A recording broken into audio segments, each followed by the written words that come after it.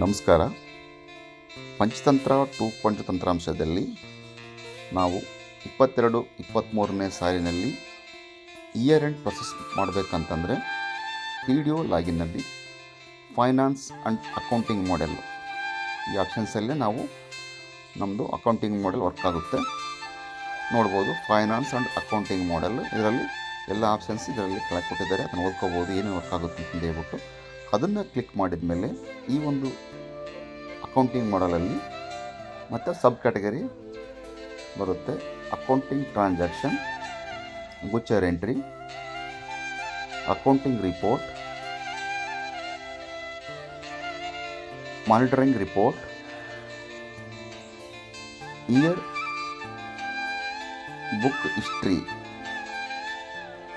ಅಂತ 5 ಆಪ್ಷನ್ಸ್ ಬಂದಮೇಲೆ ಈ 5 ಆಪ್ಷನ್ಸ್ ಯೂಸ್ ಮಾಡಿಕೊಂಡ್ರೆ ನಾವು ರಿಪೋರ್ಟ್ಸ್ ಟ್ರಾನ್ಸಾಕ್ಷನ್ ಮಾಡಬೇಕಾಗುತ್ತೆ. ಮೊದಲನೇದಾಗಿ ಅಕೌಂಟಿಂಗ್ ಟ್ರಾನ್ಸಾಕ್ಷನ್ ರಿಪೋರ್ಟ್ ಕ್ಲಿಕ್ ಮಾಡಿದ ಮೇಲೆ ಇದರಲ್ಲಿ ಸಹ ಸಬ್ ಕ್ಯಾಟಗರಿ ತುಂಬ ಬರುತ್ತೆ. ಇದರಲ್ಲಿ ನೋಡ್ಬೋದು ಫಸ್ಟ್ನೇದಾಗಿ ರಿಜಿಸ್ಟ್ರೇಷನ್ ಅಕೌಂಟಿಂಗ್ ಅಂತ ಬರುತ್ತೆ. ನಾವು ಪಂಚತಂತ್ರದಲ್ಲಿ ಫಸ್ಟ್ ಈ ಒಂದು ಆಪ್ಷನ್ಸ್ ರಿಜಿಸ್ಟ್ರೇಷನ್ ಮಾಡಿ ಆದಮೇಲೆ ನಮಗೆ ಒಂದು ಯುನಿಕ್ ಐ ಡಿ ಕ್ರಿಯೇಟ್ ಆಗುತ್ತೆ. ಈ ಥರ ಯುನಿಕ್ ಐ ಡಿ ಕ್ರಿಯೇಟ್ ಬರುತ್ತೆ. ಹಾಗಿದ್ದರೆ ಈ ಥರ ಐ ಡಿ ಕ್ರಿಯೇಟ್ ತೋರಿಸುತ್ತೆ, ಆಗಿಲ್ಲ ಅಂದರೆ ರಿಜಿಸ್ಟ್ರೇಷನ್ ಅಂತ ಬರುತ್ತೆ. ಎರಡನೇದಾಗಿ ಜಿ ಪಿ ಬ್ಯಾಂಕ್ ಅಕೌಂಟ್ಸ್, ನಾವು ಈಗ ಆಲ್ರೆಡಿ ರಿಜಿಸ್ಟ್ರೇಷನ್ ಮಾಡಿದ ಮೇಲೆ ನಾವು ಒಂದು ಅಕೌಂಟ್ ನಂಬರ್ ಎಂಟ್ರಿ ಮಾಡೀವಿ ಆಲ್ರೆಡಿ. ಇಲ್ಲೇನಾದ್ರು ಎಂಟ್ರಿ ಮಾಡಿರ್ತಕ್ಕಂಥವೇನು account number, IFSC code, branch code ಏನಾದ್ರು ರಾಂಗ್ ಇತ್ತಂದರೆ ಎಡಿಟ್ ಮಾಡಿಕೊಂಡು ಮತ್ತೊಂದು ಸರ್ತಿ ನಾವು ಕ್ಲಿಯರ್ ಮಾಡ್ಕೋಬೋದು. ಇದೇನೋ ತಪ್ಪಿತ್ತು ಅಂತ ಹೇಳಿದ್ರೆ ಎಡಿಟ್ ಮಾಡಿ ಮತ್ತೆ ನಾವು CAO ಲಾಗಿನ್ ಸರ್ಗೆ ಮತ್ತೆ ನಾವು ಕಳಿಸ್ಬೋದು. ಮೂರನೇದಾಗಿ opening balance update opening balance ಅಂತ ಹೇಳ್ಬಿಟ್ಟು ಇದರಲ್ಲಿ 1/4/2022 ನಾವು P2ನ ವರ್ಕ್ ಮಾಡ್ತಾಯಿದ್ದೀವಿ. ಸೊ ಇದರಲ್ಲಿ 1/4/2022 ಓಪನಿಂಗ್ ಬ್ಯಾಲೆನ್ಸ್ ಎಂಟ್ರಿ ಮಾಡಿದ್ದೀವಿ. ಇಲ್ಲಿ ಎಂಟ್ರಿ ಮಾಡಿರ್ತಕ್ಕಂಥ ಬ್ಯಾಲೆನ್ಸನ್ನು ಒಂದು ಸರ್ತಿ ನಾವು ಕ್ರಾಸ್ ಚೆಕ್ ಮಾಡಿಕೊಂಡು ನಾವು ಅಲ್ಲಿ CO ಲಾಗಿನಿಂದ ಅಪ್ರೂವ್ಡ್ ಆಗಿದೆ ಮಾಡ್ಕೊಂಡಿದ್ದೀವಿ. ಜಿಲ್ಲಾ ಪಂಚಾಯತಿಂದ ಅಪ್ರೂವ್ಡ್ ಸಹ ಆಗಿದೆ. ಆಮೇಲೆ ಬಂದುಬಿಟ್ಟು 4ನೇದು ಪೋಸ್ಟಿಂಗ್ ಡೈಲಿ ಕಲೆಕ್ಷನ್. ಈ ಪೋಸ್ಟಿಂಗ್ ಡೈಲಿ ಕಲೆಕ್ಷನ್ ಅಂತಂದು ಹೇಳಿದರೆ 22-23ನೇ ಸಾಲಿನಲ್ಲಿ ಮ್ಯಾನ್ಯಲ್ ರಸೀದಿ ಇತ್ತು. ಮ್ಯಾನ್ಯಲ್ ರಸೀದಿಯನ್ನು ನಮ್ಮ P2ನಲ್ಲಿ ಎಂಟ್ರಿ ಮಾಡಿ ಆದಮೇಲೆ ನಾವು ಅದನ್ನು ಪ್ರತಿಯೊಂದು ಎಂಟ್ರಿ ಆಗಿರ್ತಕ್ಕಂಥ ಟ್ರಾನ್ಸಾಕ್ಷನ್ನ ಕ್ಲಿಕ್ ಮಾಡಿಬಿಟ್ಟು ಅದನ್ನು ಪೋಸ್ಟಿಂಗ್ ಮಾಡಬೇಕು. ಪೋಸ್ಟ್ ಮಾಡೋಕ್ಕಂತ ಅದಕ್ಕೆ ಒಂದು ವೋಚರ್ ಕ್ರಿಯೇಟ್ ಆಗುತ್ತೆ, ರಿಸಿಪ್ಟ್ ವೋಚರ್ ಕ್ರಿಯೇಟ್ ಆಗುತ್ತೆ. ಅದನ್ನು ರಿಸಿಪ್ಟ್ ವೋಚರ್ ಕ್ರಿಯೇಟ್ ಮಾಡಬೇಕು. 4ನೇದು. 5ನೇದಾಗಿ deposit to cash to bank. ನಾವು ವಸೂಲಿ ಮಾಡಿರ್ತಕ್ಕಂಥ ಒಂದು ಕ್ಯಾಶ್ ಇನ್ ಹ್ಯಾಂಡ್ ಇರ್ತಕ್ಕಂಥದ್ದನ್ನು ನಾವು ಅದನ್ನು ಕ್ಯಾಶ್ ತಗೊಂಡೋಗಿ ಬಿಲ್ ಕಟ್ರಿ ಯಾವ ಥರ ನಮಗೆ ಬ್ಯಾಂಕ್ ಅಕೌಂಟಿಗೆ ಆಗ್ತಿದ್ದಾರೆ ಅದನ್ನು ಸಹ ನಾವಿಲ್ಲಿ ಡೆಪಾಸಿಟ್ ಟು ಕ್ಯಾಶ್ ಮಾಡಬೇಕು. ಇದನ್ನು 22-23ನೇ ಸಾಲಿಗೆ ಟ್ರಾನ್ಸಾಕ್ಷನ್ ವೋಚರ್ ಯೂಸ್ ಮಾಡಬೇಕು. ಬಟ್ 24-25 ಮೇಲೆ ಈ ಥರ ಈ ಆಪ್ಷನ್ ಓಪನ್ ಆಗುತ್ತೆ. ಅದರ ನಂತರ ಹೇಳ್ತೀನಿ ಟ್ರಾನ್ಸ್ಫರ್ ವೋಚರ್ ಯಾವ ಥರ ಅಂತ ಹೇಳ್ಬಿಟ್ಟು. ನೆಕ್ಸ್ಟು ಬಂದುಬಿಟ್ಟು ಚೆಸ್ ರೆಮಿಟೇಷನ್. ಈಗ ಆಲ್ರೆಡಿ 24% ಚೆಸ್ ರೆಮಿಟೇಷನನ್ನು ನಾವು ಇಲ್ಲಿ ಪೋಸ್ಟ್ ಮಾಡಬೇಕಾಗುತ್ತೆ. ಅದನ್ನು ಸಹ ಪೋಸ್ಟ್ ಮಾಡಬೇಕು. ಇಲ್ಲಿ ಚೆಸ್ಸಲ್ಲಿ ಬೆಗ್ಗರು ಮತ್ತು ಲೈಬ್ರರಿ 2 ಬರುತ್ತೆ. ಎರಡನ್ನು ಪೋಸ್ಟ್ ಮಾಡಬೇಕು. ಆಮೇಲೆ ಸ್ಯಾಲ್ರಿ ಪೋಸ್ಟಿಂಗ್ ಮಾಡಬೇಕು. ಸ್ಯಾಲ್ರಿ ಪೋಸ್ಟಿಂಗ್ ಅಂತ ಹೇಳಿದರೆ ನಾವು ಈಗ ಸಿಬ್ಬಂದಿ ವೇತನ ಖಾತೆಯಿಂದ ಆಲ್ರೆಡಿ HRMS ಮೂಲಕ ನಾವು ಸಿಬ್ಬಂದಿಗಳಿಗೆ ಸ್ಯಾಲ್ರಿ ಮಾಡಿದ್ದೀವಿ. ಸೊ ಇಲ್ಲಿ ಏನು ಮಾಡಬೇಕು ಅಂತ ಹೇಳಿದರೆ ಪೋಸ್ಟ್ ಮಾಡಬೇಕು. ಪೋಸ್ಟ್ ಹ್ಯಾಕ್ ಮಾಡಬೇಕು ಅಂತ ಹೇಳಿದರೆ ನಮ್ಮ ಒಂದು ಬ್ಯಾಂಕಲ್ಲಿರ್ತಕ್ಕಂಥ ಅಮೌಂಟು ನಮ್ಗೆ ಅಕೌಂಟಿಗೆ ಬಿದ್ದು ಸಿಬ್ಬಂದಿಗೆ ಬಿದ್ದು ಅಲ್ಲಿ ಎಕ್ಸ್ಪೆಂಡಿಚರ್ ಆಗಿರುತ್ತೆ. ಬಟ್ P2ನಲ್ಲಿ ಅದು ಖರ್ಚು ಆಗಬೇಕಂತಂದ್ರೆ ನಾವು ಇಲ್ಲಿ ಇದನ್ನು ಪೋಸ್ಟ್ ಮಾಡಬೇಕು. ಪೋಸ್ಟ್ ಮಾಡಿ ಒಂದು ವೋಚರ್ ಕ್ರಿಯೇಟ್ ಮಾಡ್ಕೊಂಡಿರಬೇಕು. ಇಲ್ಲಿಯೇ ಇಷ್ಟು ಆಪ್ಷನ್ ಆಯಿತು. 1, 2, 3, 4, 5, 6, 7 ಆಪ್ಷನ್ಸ್ ನಾವು ಇಲ್ಲಿ ಎಂಟ್ರಿ ಮಾಡಿ ಆದಮೇಲೆ next day book, month book, year book ಬರುತ್ತೆ. ಇಲ್ಲಿ ಇದನ್ನು ಮಾಡಿ ಆದಮೇಲೆ ಯಾವುದೇ ಕಾರಣಕ್ಕೂ ನಾವು day book, month book, year book ಮಾಡುವ ಹಾಗಿಲ್ಲ, ಮಾಡಬಾರ್ದು. ಅದನ್ನು ನೆಕ್ಸ್ಟ್ ಮಾಡಬೇಕು. ಯಾವಾಗ ಮಾಡಬೇಕು ಅಂತಂದೇಳಿ ಈ ವಿಡಿಯೋದಲ್ಲಿ ತಿಳಿಸ್ತೀನಿ. ನಾವೇನು ಮಾಡಿದ್ವಿ, ಫಸ್ಟ್ ಇವಾಗ ಅಕೌಂಟ್ ರಿಜಿಸ್ಟ್ರೇಷನ್ ಮಾಡಿದ್ವಿ, ಅಕೌಂಟ್ ನಂಬರ್ ಚೆಕ್ ಮಾಡಿದ್ವಿ, ಓಪನಿಂಗ್ ಬ್ಯಾಲೆನ್ಸ್ ಚೆಕ್ ಮಾಡ್ಕೊಂಡ್ವಿ, ಪೋಸ್ಟಿಂಗ್ ಮಾಡಿದ್ವಿ, ಡೆಪಾಸಿಟ್ ಟು ಕ್ಯಾಶ್ ಮಾಡಿದ್ವಿ, ಚೆಸ್ ರೆಮಿಟೇಷನ್ ಮಾಡಿದ್ವಿ, ಸ್ಯಾಲ್ರಿ ಪೋಸ್ಟಿಂಗ್ ಮಾಡಿದ್ವಿ. ಇಷ್ಟು ಆಪ್ಷನ್ಸ್ ಮುಗಿದಾದ್ಮೇಲೆ ನೆಕ್ಸ್ಟ್ ಸ್ಟೆಪ್ ನಾವು ಏನು ಮಾಡಬೇಕು ಅಂತ ಹೇಳಿದರೆ, ಜಸ್ಟ್ ಇದು ಓನ್ಲಿ ವರ್ಗ 1 ಮತ್ತು ಬಾಪೂಜಿ ಸೇವಾ ಕೇಂದ್ರಕ್ಕೆ ಯೂಸ್ ಆಗುತ್ತೆ. ಈ ಹಂತ ಮಾಡದೇ ಹೊರತು ಯಾವುದೇ ಕಾರಣಕ್ಕೂ ನಮ್ಮದು day book, month book reconciliation ಆಗೋದಿಲ್ಲ. ಸೊ ಈ ಸ್ಟೆಪ್ಪು 7 ಸ್ಟೆಪ್ ಮಾಡಿ ಆದಮೇಲೆ ನಂತರದ ಸ್ಟೆಪ್ ಬಂದುಬಿಟ್ಟು ಏನು ಮಾಡಬೇಕು ಅಂತಂದು ಹೇಳಿದ್ರೆ, ವೋಚರ್ ಎಂಟ್ರಿ. ಈ ವೋಚರ್ ಎಂಟ್ರಿಯಲ್ಲಿ ಸಹ ಏನಿದೆ ಅಂತ ಹೇಳಿದ್ರೆ, ನಮಗೆ ಸರ್ಕಾರದ ಬಂದಿರತಕ್ಕಂಥ ಅನುದಾನ ಜಮಾ ತಗೋಬೇಕು, ಬಡ್ಡಿ ತೊಗೋಬೇಕು, ಆಮೇಲೆ ಪೇಮೆಂಟ್ ಮಾಡಬೇಕು. ನಾವೊಂದು ಸ್ಕೀಮ್ಗೆ ನಮಗೇನಾದರೂ ಗ್ರ್ಯಾಂಟ್ ಬಂತಂದರೆ ನಾವಿಲ್ಲಿ ನೋಡ್ಕೋಬೇಕು, ಏನು ಮಾಡಬೇಕು, ಆ ಒಂದು ಸ್ಕೀಮನ್ನು ಆಯ್ಕೆ ಮಾಡ್ಕೊಂಬಿಟ್ಟು ಅದನ್ನು ಯಾವ ಒಂದು ಯೋಜನೆ ತಗೊಂತೀವಿ ನಾವು ಸ್ಕೀಮ್ನ. ಆಮೇಲೆ ಇಲ್ಲಿ ಡೇಟು, ಅಮೌಂಟು, ನರೇಷನ್ ಕಾಲಮ್ನಲ್ಲಿ ಅಮೌಂಟ್ ಹಾಕ್ಬಿಟ್ಟು ಇಲ್ಲಿ ಒಂದು ಅಪ್ಲೋಡ್ ಕಾಲಮ್ ಕೊಟ್ಟಿದ್ದಾರೆ. ಇದರಲ್ಲಿ ಏನಾದರೂ ಸರ್ಕಾರದ ಒಂದು ಆದೇಶಗಳಿತ್ತಂದರೆ ನಾವು ಇದನ್ನು ಎಂಟ್ರಿ ಮಾಡ್ಕೋಬೋದು. ಇದು ಮ್ಯಾಂಡೇಟ್ರಿ ಅಲ್ಲ. ಸೊ ಈ ಥರ ನಾವು ಫಸ್ಟ್ನೇ ಕಂತು, ಎರಡನೇ ಕಂತು ಅಂತ ಹೇಳ್ಬಿಟ್ಟು ಈ ಥರ ಇದು ಗ್ರ್ಯಾಂಟ್ ರಿಸಿಪ್ಟ್ ಮಾಡಬೇಕಾಗಿರ್ತಕ್ಕಂಥ ಆಪ್ಷನ್ ಈ ಥರ ಯೂಸ್ ಮಾಡ್ಕೋಬೇಕು. ಎರಡನೇದಾಗಿ ಬ್ಯಾಂಕ್ ರಿಸಿಪ್ಟ್ ವೋಚರ್ ಕ್ರಿಯೇಟ್ ಮಾಡ್ಕೊಳೋದು. ಈ ಬ್ಯಾಂಕ್ ರಿಸಿಪ್ಟ್ ವೋಚರ್ ಅಂತ ಹೇಳಿದ್ನಪ್ಪ ಅಂದರೆ, ನಮಗೆ ಬ್ಯಾಂಕಿನಿಂದ ಏನು ಬರುತ್ತೆ ಆ ಸ್ಕೀಮ್ಗೆ ಇಂಟ್ರೆಸ್ಟ್ ಬರುತ್ತೆ. ಇಂಟ್ರೆಸ್ಟನ್ನು ಬೇಕಾದ್ರೆ ಇಲ್ಲಿ ನಾವು ಹಾಕೋಬೇಕು. ಇಲ್ಲಿದೆ ಇಂಟ್ರೆಸ್ಟ್ ಅಂತಂದೇಳಿ ಯಾವ ಡೇಟಿಗೆ ಇಂಟ್ರೆಸ್ಟ್ ಬಂದಿದೆ, ಸರ್ಚ್ ಬರಲಿ ಸರ್ಚ್ ಮಾಡ್ಬೋದು ನಾವು ಇಂಟ್ರೆಸ್ಟ್ ಅಂತಂದೇಳಿ. ಇಂಟ್ರೆಸ್ಟ್ ಪೇಬಲ್, ಇಂಟ್ರೆಸ್ಟ್ ಚಾರ್ಜಸ್ ಬರುತ್ತೆ, ಇಂಟ್ರೆಸ್ಟ್ ಪೇಬಲ್ ಅಂತಂದೇಳಿ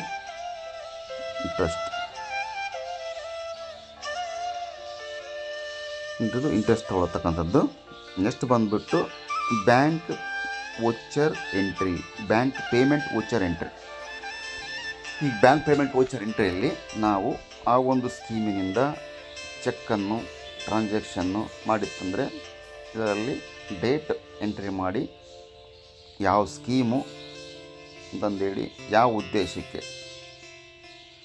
ವರ್ಕಂದ್ರಾಗಿದ್ದರೆ ಚರಂಡಿ ಕ್ಲೀನಿಂಗು, ಸ್ಟ್ರೀಟ್ ಲೈಟು, ವಾಟರ್ ಸಂಬಂಧಪಟ್ಟಿರ್ತಕ್ಕಂಥ ಸಬ್ ಕ್ಯಾಟಗರಿದಲ್ಲಿ ಲೆಡ್ಜರ್ ಅಕೌಂಟ್ ಇದೆ. ಆ ಲೆಡ್ಜರ್ ಅಕೌಂಟ್ಗಳನ್ನು ಉಪಯೋಗಿಸ್ಕೊಂಬಿಟ್ಟು ನಾವು ಯಾವುದೊಂದು ಚೆಕ್ಗಳು ನೀಡಿದ್ದೀವಿ ಆ cheque number, date, narration column entry ಮಾಡ್ಕೋಬೇಕು. ನೆಕ್ಸ್ಟ್ ಬಂದುಬಿಟ್ಟು ಟ್ರಾನ್ಸ್ಫರ್ ವೋಚರ್ ಎಂಟ್ರಿ. ಈ ಟ್ರಾನ್ಸ್ಫರ್ ವೋಚರ್ ಎಂಟ್ರಿ ಎದಕ್ಕೆ ಯೂಸ್ ಆಗುತ್ತೆ ಅಂತ ಹೇಳಿದರೆ, ನಾವು ಒಂದು ಬ್ಯಾಂಕಿನಿಂದ ಇನ್ನೊಂದು ಬ್ಯಾಂಕಿಗೆ ಹಣವನ್ನು ಟ್ರಾನ್ಸ್ಫರ್ ಮಾಡಿದರೆ, ಅಂದರೆ ನಾವೇನಾದರೂ ಈ ನಿಧಿ 1ರಿಂದ ಸಿಬ್ಬಂದಿ ವೇತನಕ್ಕೆ 40% ಅಮೌಂಟನ್ನು ನಾವು ಏನಾದರೂ ಸ್ಯಾಲ್ರಿ ಮಾಡಿದರೆ ಇಲ್ಲಿ ಈ ಥರ ಟ್ರಾನ್ಸ್ಫರ್ ವೋಚರ್ ಬಳಸಬೇಕು. ಇಲ್ಲೇನಂತಂದು ಹೇಳಿದರೆ, ನಾವು 22-23ನೇ ಸಾಲಿನಲ್ಲಿ ನಮಗೆ ಮ್ಯಾನ್ಯಲ್ ರಸೀದಿ ಇರೋದ್ರಿಂದ PF ಮಿಷನ್ ಬಂದಿರತಕ್ಕಂಥದ್ದು 23-24ರಲ್ಲಿ ಬಂದಿದೆ. 22-23ನಲ್ಲಿ ಟ್ರಾನ್ಸ್ಫರ್ ವೋಚರ್ ಯಾಕೆ ಬಳಸಬೇಕು ಅಂತಂದು ಹೇಳಿದರೆ, ನಮಗೆ ವರ್ಗ 1ರಲ್ಲಿ ಅಮೌಂಟ್ ಬರಬೇಕು ಅಂತಂದು ಹೇಳಿದರೆ ಈ ಫಸ್ಟು ಕ್ಯಾಶ್ ಅಕೌಂಟ್ ಅಂತ ತೊಗೊಂಡು ಇಲ್ಲಿ ಅಮೌಂಟ್ ಹಾಕೋಬೇಕು. ಆಮೇಲೆ ಇಲ್ಲಿ ಓನ್ ಅಕೌಂಟು ಅಂತಂದು ಹೇಳ್ಬಿಟ್ಟು ಇಲ್ಲಿ ಕ್ರೆಡಿಟ್ನಾಗ ಅಮೌಂಟ್ ಹಾಕೋಬೇಕು.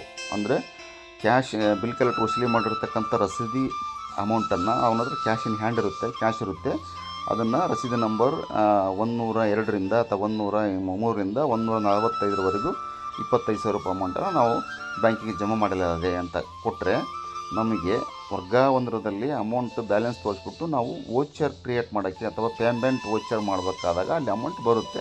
ನೀವು ಜಸ್ಟ್ ಬರೀ ಡೈಲಿ ಪೋಸ್ಟ್ ಮಾಡಿದರೆ, ಕ್ಯಾಶ್ ಅಟ್ ಬ್ಯಾಂಕ್ ಮಾಡಿದರೆ ನಿಮಗೆ ವರ್ಗ 1ರಲ್ಲಿ ಅಮೌಂಟು ತೋರಿಸಲ್ಲ. ಸೊ ಇದನ್ನು ಸದ್ಯ ನಾವು ವರ್ಗ 1ಕ್ಕೆ ಅಮೌಂಟ್ ಬರಬೇಕಂದ್ರೆ ಟ್ರಾನ್ಸ್ಫರ್ ವೋಚರ್ ಬಳಸ್ಬೇಕು.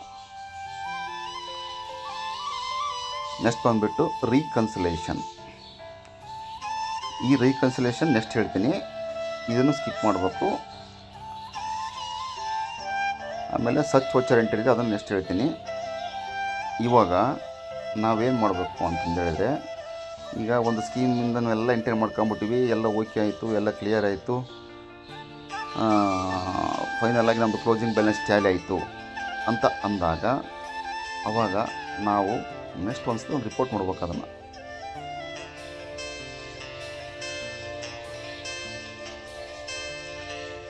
ಮತ್ತೆ ಸ್ಕಿಪ್ ಮಾಡ್ತೀನಿ. ರೀಕನ್ಸಿಲೇಷನ್ ನೀವು ಮಾಡಲ್ಲ.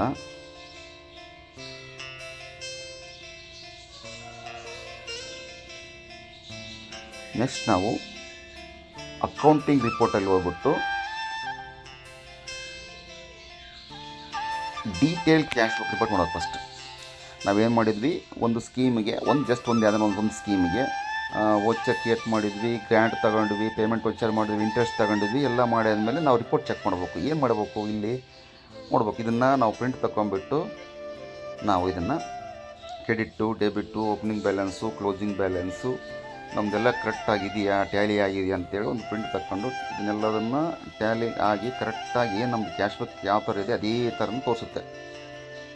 ನಾವೇನು ಮ್ಯಾನ್ಯುವಲ್ ಕ್ಯಾಶ್ ಬುಕ್ ಇದೆಯಲ್ಲ, ಆ ಕ್ಯಾಶ್ ಬುಕ್ ರಿಪೋರ್ಟ್ ಯಾವ ಥರ ಇದೆ ಅದೇ ಥರನೂ ಇವತ್ತು ಇದು ತೋರಿಸುತ್ತೆ. ಇದು ನಮಗೆ ಫೈನಲ್ ಆಗಬೇಕು. ಅಂದರೆ ನಾವು ಕ್ರಾಸ್ ಚೆಕ್ ಮಾಡಿಕೊಂಡು ಪ್ರತಿಯೊಂದು ಐಟಮ್ಸು, ಕ್ರೆಡಿಟಲ್ಲಿ ಕಾಲಮು, ಡೆಬಿಟ್ ಕಾಲಮು, ಮತ್ತು ಕ್ಲೋಸಿಂಗ್ ಬ್ಯಾಲೆನ್ಸ್ ಕಾಲಮು, ಎಲ್ಲ ಕಾಲಮು ಟ್ಯಾಲಿ ಆದಮೇಲೆ ಈ ಥರ ಕ್ರಾಸ್ ಚೆಕ್ ಮಾಡ್ಕೋಬೇಕು. ಈ ಮಾಡಿರ್ತಕ್ಕಂಥದ್ದು ರಿಪೋರ್ಟು ನಮ್ಮ ಮ್ಯಾನ್ಯುವಲ್ ಕ್ಯಾಶ್ ಬುಕ್ಕಿಗೂ ಇಲ್ಲಿರ್ತಕ್ಕಂಥ ಕ್ಯಾಶ್ ಬುಕ್ಕು ಟ್ಯಾಲಿ ಆಗಿದೆ, ನಮ್ಮ ಕ್ಲೋಸಿಂಗ್ ಬ್ಯಾಲೆನ್ಸ್ ಟ್ಯಾಲಿ ಆಗಿದೆ ಅಂತ ನಮಗೆ ಗೊತ್ತಾದ ಮೇಲೆ ನೆಕ್ಸ್ಟ್ ಸ್ಟೆಪ್ ಮಾಡ್ತಕ್ಕಂಥದ್ದು ನಾವು ರೀಕನ್ಸಲೇಷನ್ ಮಾಡ್ಬೇಕು. ನೆಕ್ಸ್ಟ್ ಸ್ಟೆಪ್ ಅವಾಗೇನು ಸ್ಟಾಪ್ ಮಾಡಬೇಕು, ಸ್ಕಿಪ್ ಮಾಡ್ಬೇಕು ಅಂತೇಳಿ ನಾನು ರೀಕನ್ಸಲೇಷನ್ನು ಇಲ್ಲಿ ಚೆಕ್ ಮಾಡಿ ಆದಮೇಲೆ ನೆಕ್ಸ್ಟ್ ಸ್ಟೆಪ್ ಮಾಡ್ತಕ್ಕಂಥದ್ದು ನೀವು ರೀಕನ್ಸಲೇಷನ್ ಮಾಡಬೇಕು. ರೀಕನ್ಸಲೇಷನ್ನ ಒಂದು ಸತಿ ರೀಕನ್ಸಲೇಷನ್ ಮಾಡಿ ಅಕಸ್ಮಾತ್ ನೀವು ಡೇ ಬುಕ್ಕು, ಮಂತ್ ಬುಕ್ಕು ಮಾಡಿದರೆ ತಪ್ಪಾಗಿ ವೋಚರ್ ಎಂಟ್ರಿ ಆಗಿರ್ತಕ್ಕಂಥವನ್ನ ಯಾವುದೇ ಕಾರಣಕ್ಕೆ ಡಿಲೀಟ್ ಮಾಡೋಕ್ಕೆ ಬರಲ್ಲ. ಅದಕ್ಕೋಸ್ಕರ ನಾನು ಅಲ್ಲಿ ಡೇ ಬುಕ್ಕನ್ನು, ಮಂತ್ ಬುಕ್ಕನ್ನು ಸ್ಕಿಪ್ ಮಾಡಿಸ್ಬಿಟ್ಟು ರೀಕನ್ಸಲೇಷನ್ ಸ್ಕಿಪ್ ಮಾಡಿಬಿಟ್ಟು ಈ ರಿಪೋರ್ಟ್ ನೋಡಿ ಆದಮೇಲೆ ನೀವು ಮಾಡಿ ಅಂತ ಹೇಳ್ತಾರೆ. ಅದು ಇಲ್ಲೇನು ಮಾಡಬೇಕು, ರೀಕನ್ಸಲೇಷನ್ ಮಾಡಬೇಕು. ನಮ್ಮ ರೀಕನ್ಸಲೇಷನ್ ಏನು ಬರುತ್ತೆ, ಅದೇ receipt voucher, grant, payment voucher 3 click ಮಾಡ್ಕೊಂಬಿಟ್ಟು ಆ ಡೇಟ್ ಇರ್ತಕ್ಕಂಥದ್ದನ್ನು ಎಂಟ್ರಿ ಮಾಡಿ ಈ ಥರ ಕ್ಲಿಕ್ ಮಾಡಿದ್ಮೇಲೆ ಡೇಟ್ ಆಗಿದ್ಮೇಲೆ ರೈಟ್ ಮಾರ್ಕ್ ಬರುತ್ತೆ. ನಾವು ರೀಕನ್ಸಲೇಷನ್ ಮಾಡಬೇಕು. Grant ಇಸ್ಬಿಟ್ಟು payment voucher, transfer voucher ಎಲ್ಲ ವೋಚರ್ ರೀಕನ್ಸಲೇಷನ್ ಮಾಡಿ ಆದಮೇಲೆ ನಮಗೆ ಡೇ ಬುಕ್ ಕ್ಲೋಸ್ ಆಗುತ್ತೆ. ಇದು ರೀಕನ್ಸಲೇಷನ್ ಮಾಡದೆ ಹೊರತು ನಾವು ಡೇ ಬುಕ್ ಕ್ಲೋಸ್ ಮಾಡೋಕ್ಕಾದರೆ ಅದು ಹೇಳುತ್ತೆ ಇಂಥದ್ದು ರೀಕನ್ಸಲೇಷನ್ ಮಾಡಿಲ್ಲ, ಸೊ ರೀಕನ್ಸಲೇಷನ್ ಮಾಡಿರಿ ಅಂತ ಹೇಳುತ್ತೆ. ರೀಕನ್ಸಲೇಷನ್ ಮಾಡಬೇಕು. ಎಲ್ಲದನ್ನು ಒಂದೇ ಬಾರಿ ಒಂದು ಸ್ಕೀಮನ್ನು ಎಲ್ಲದನ್ನು ರೀಕನ್ಸಲ್ ಮಾಡಬೇಕು. ಮಾಡಿಬಿಟ್ರೆ ಕ್ಲಿಯರ್, ರೀಕನ್ಸಲೇಷನ್ ಕ್ಲಿಯರ್ ಆಗುತ್ತೆ. ಈ ಸಚ್ ವೋಚರ್ ಎಂಟ್ರಿ ಒಂದು ಕೊಟ್ಟಿದ್ದಾರೆ. ಇದನ್ನು ಯಾಕೆ ಕೊಟ್ಟಿದ್ದಾರೆ ಅಂತ ಹೇಳಿದರೆ, ರೀಕನ್ಸಲೇಷನ್ ಡೇ ಬುಕ್ ಮಾಡೋಕ್ಕಿಂತ ಮುಂಚೆ ನೀವು ಒಂದು ಸರ್ತಿ ಏನಾದರೂ ತಪ್ಪಾಗಿ ಎಂಟ್ರಿ ಮಾಡಿದ್ರೆ ಇಲ್ಲಿ ಡಿಲೀಟ್ ಮಾಡೋಕ್ಕೆ ಆಪ್ಷನ್ ಇರುತ್ತೆ. ನೋಡಿ, ಫಸ್ಟ್ನೇದು ಓನ್ಲಿ ವ್ಯೂ ಅಂತಿದೆ. ಯಾಕಂತಂದರೆ ಆ ಡೇಟ್ಗಳೇ ರೀಕನ್ಸಲೇಷನ್ನು ಡೇ ಬುಕ್, ಮಂತ್ ಬುಕ್ ಆಗಿದೆ. ಇಲ್ಲಿ ಕೆಳಗಡೆ ಮಾತ್ರ ಇನ್ನು day book, month book reconciliation ಆಗಿಲ್ಲಲ್ಲ, ಸೊ ಇದನ್ನು ಡಿಲೀಟ್ ಮಾಡೋ ಆಪ್ಷನ್ಸ್ ಇರುತ್ತೆ ನಮಗೆ. ನಾನು ಪದೇ ಒತ್ತು ಹೇಳ್ತಿರೋ ಉದ್ದೇಶ ಇದೆ. ಯಾವುದೇ ಕಾರಣಕ್ಕೂ day book, month book reconciliation ಮಾಡಿದ್ರೆ ಮತ್ತೆ ನಿಮ್ಗೆ ವೋಚರ್ ಡಿಲೀಟ್ ಮಾಡೋಕ್ಕೆ, ಎಡಿಟ್ ಮಾಡೋಕ್ಕೆ ಬರೋದಿಲ್ಲ.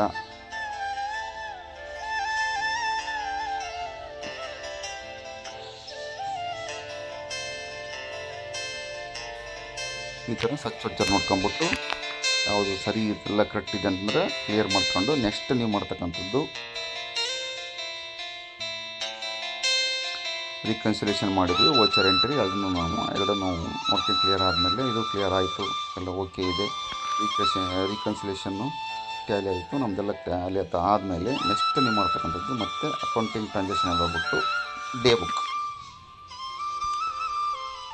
ಬುಕ್ ಏನು ಮಾಡ್ರಿ ಅಂತ ಹೇಳಿದ್ರೆ, ಮೊದಲಿಗೆಲ್ಲ ಸಿಂಗ್ಸಲ್ಲಿ ಕೊಡಬೇಕಿತ್ತು. ಈ ಥರ ಬಲ್ಕ್ ಕೊಟ್ಟಿದ್ದಾರೆ. ಬಲ್ಕ್ ಮೂಲಕ ಅಂದರೆ ಫಸ್ಟ್ನೇ ತಿಂಗಳ 1ನೇ ತಾರೀಕು ಕ್ಲೋಸ್ ಮಾಡ್ಕೊಂಬಿಟ್ಟು ನೆಕ್ಸ್ಟು 2ನೇ ತಾರೀಕಿನಿಂದ 30ನೇ ತಾರೀಕುವರೆಗೂ ಬಲ್ಕ್ ಕ್ಲೋಸ್ ಮಾಡ್ಕೊಬೋದು. ಬಲ್ಕ್ ಕ್ಲೋಸ್ ಮಾಡಬೇಕು ಅಂತಂದು ಹೇಳಿದರೆ ಇವು ಕಂಪಲ್ಸರಿ ಆಗಿರಬೇಕು. ಯಾವುದು ಪೋಸ್ಟಿಂಗು, ಡೆಪಾಸಿಟ್ ಕ್ಯಾಶು, ಚೆಸ್ ರೆಮಿಟೇಷನ್ಸು, ಈ 3 ಆಗಿದ್ದರೆ ವರ್ಗ ಹೊಂದಿರೋದು ನಮಗೆ ಡೇ ಬುಕ್ಕನ್ನು ಕ್ಲೋಸ್ ಮಾಡ್ಬೋದು.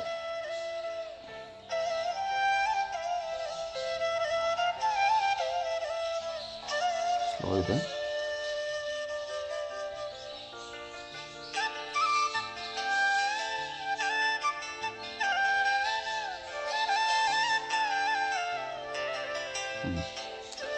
ಈಗ ರಿಪೋರ್ಟಲ್ಲಿ ಇದೆ, ರಿಪೋರ್ಟ್ಸ್ ಚೆಕ್ ಮಾಡ್ಬೋದು ನಾವು.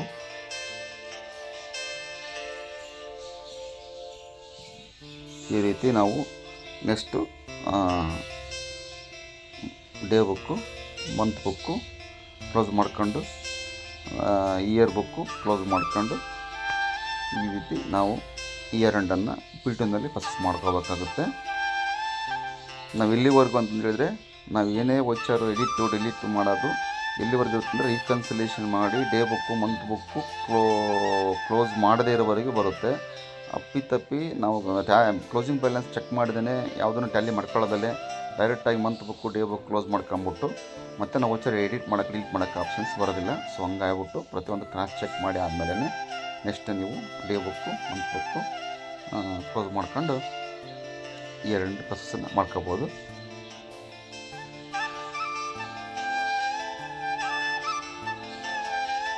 Okay, thank you for watching.